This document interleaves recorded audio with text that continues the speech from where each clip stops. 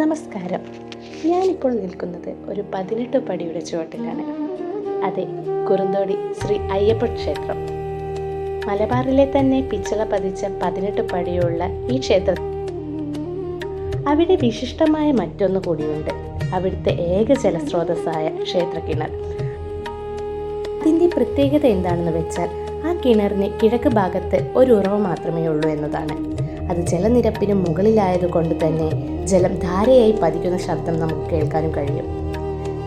ക്ഷേത്രം ഒരു കുന്നിന് മുകളിൽ സ്ഥിതി ചെയ്യുന്നത് കൊണ്ട് തന്നെ കിണറിന് നല്ല ആഴം വേണ്ടിവരുമെന്ന് പ്രതീക്ഷിച്ചുകൊണ്ട് ഒരു ഭക്തൻ വഴിപാടായി സമർപ്പിച്ചതാണ്. എന്നാൽ 8-9 പടവ് ആഴത്തിലെത്തിയപ്പോഴേക്കും വെള്ളം കാണുകയും ആ ഉറവ താഴോട്ട് പിന്നെയും തുടർന്ന് കുഴിച്ചെങ്കിലും ജലസാന്നിധ്യം കണ്ടെത്താൻ കഴിഞ്ഞില്ല.